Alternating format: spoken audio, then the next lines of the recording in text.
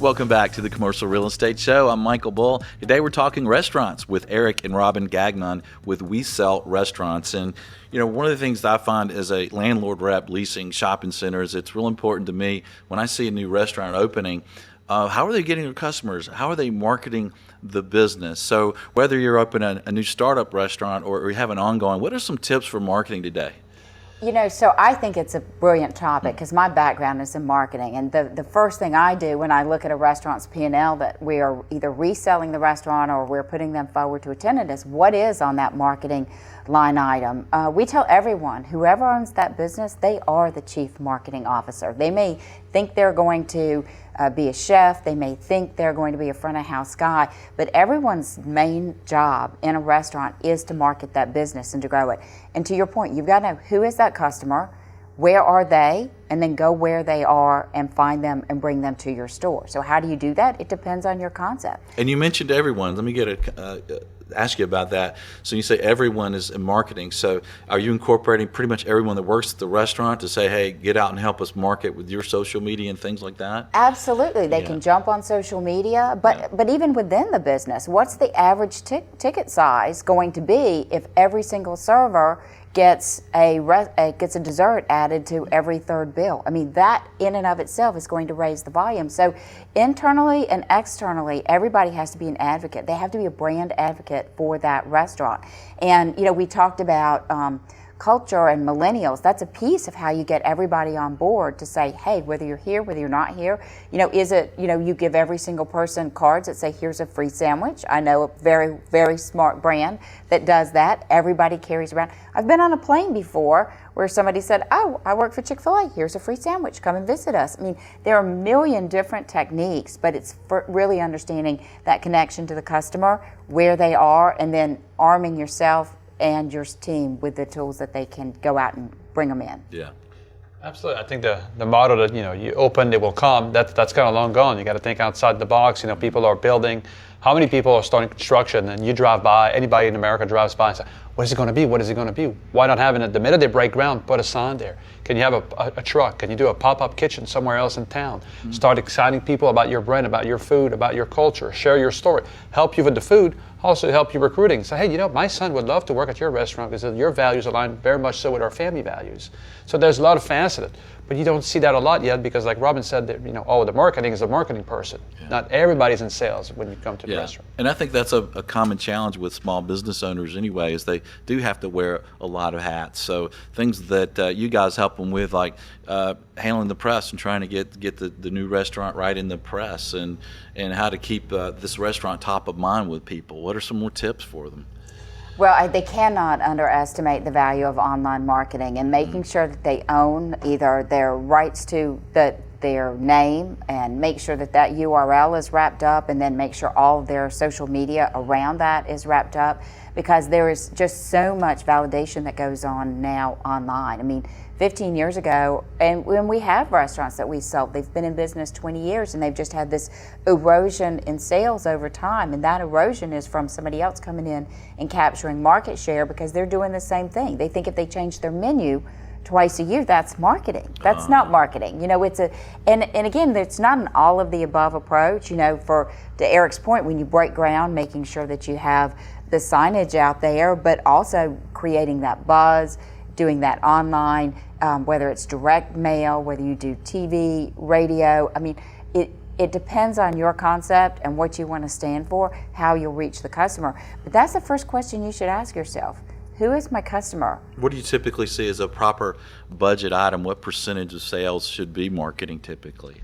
Oh gosh, it depends on what stage of your life cycle you're in. So if you are starting up, you know, you need to have 5 to 8% out of the gate those first year to 2 years, and then you can start scaling that back to what we see, which is more typical, which is more along a 4% line. But I think you've got to go out of the gate strong and push that. And when you're looking at proper operations of an existing restaurant, and maybe you're looking at it to sell it, to see, hey, what can the new owner do to make it better? Are all of the restaurants that you check out, are they monitoring the social media, and do they have tools to set up to watch for their name so that they can react to maybe bad social media? Actually, they really don't. Most of them don't, and that's unfortunate, because one thing we do is exactly, somebody comes to us, we'll Google them, research them, go on their Facebook page, and when I go to their Facebook page, it says, hey, come see us tonight, 25-cent wings, and the date on this is October 22nd, 2014. Right. I know that I have a Facebook page, well, obviously you're not utilizing the proper way. This is not a discount menu board type deal. So we do look at that, and we try to recommend them and understand also why they're there, and the opportunity for a new owner to take this to the next level. So we use this as an opportunity for the next person versus try to fix this current person. Yeah. So if somebody puts something on Yelp and says, this restaurant's terrible, I hated it, I was there, what do you do if you're the restaurant owner? You can't just get it removed, right? No, the number one thing, because it's not what went wrong, it's how you react to what went wrong and how quickly you do it. So every restaurateur should have a Google alert on his name and his restaurant name and his location, and should immediately have all of the different services coming into his phone, and then jump on it and react to it, because you'll make a lifelong customer out of fixing a mistake, and you will lose a lifetime. I mean, we all have stories. I have a story of a brand that I visited in college, and don't get me started, I've told that story 100 times of a terrible customer service experience, and we can be anywhere, and we will drive past that brand and go somewhere else, because... And you still haven't forgotten it. It was just a couple weeks ago, just right? a few years ago. Yeah, and you still remember it. It's just ingrained. But those things stick with you. And so, again, just jump on it as quickly as possible. And then what we have seen is we've seen a very negative situation turn around in a really positive way, because then somebody says, I had an issue, and then he jumped on it, and then that's in their social media stream, and then you get the good buzz going. It drowns out that it was the start of the problem, was a problem at customer service level.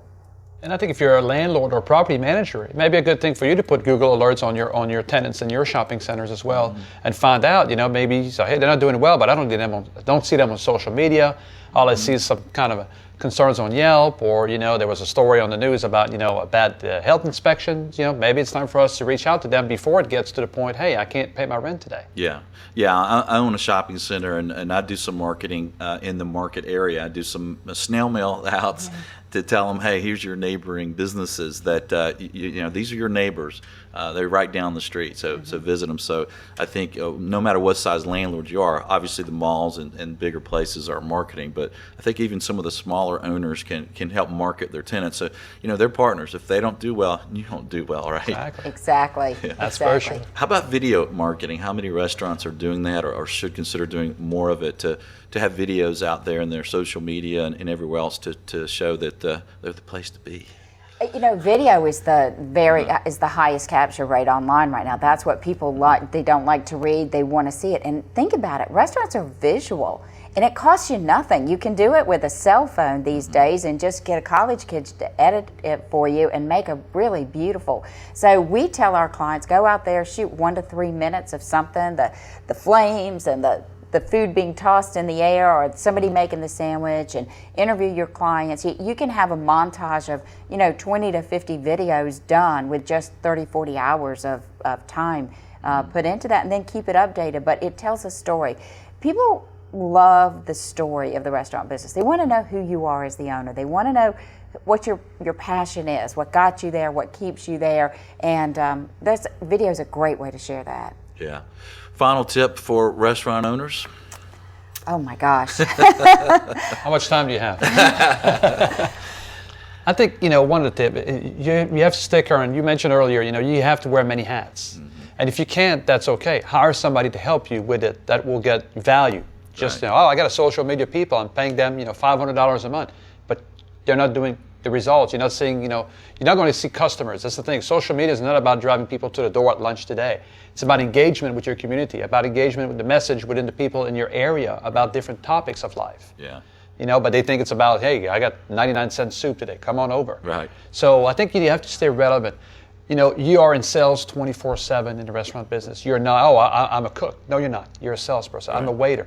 So if you understand that, because sales is the answer pretty much to all your troubles in the restaurant business. Right.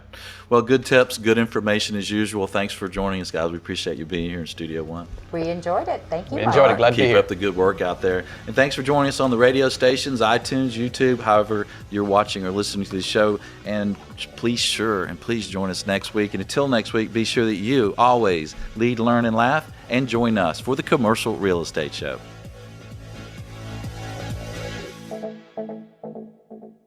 Hey there, thanks for checking out the Commercial Real Estate Show. Don't miss a video of special interest to you. Be sure to subscribe below. And if you appreciate the videos, be sure and thank our sponsors. There's a link to more information about them in the description. For more videos, podcasts, and articles, check out CREshow.com.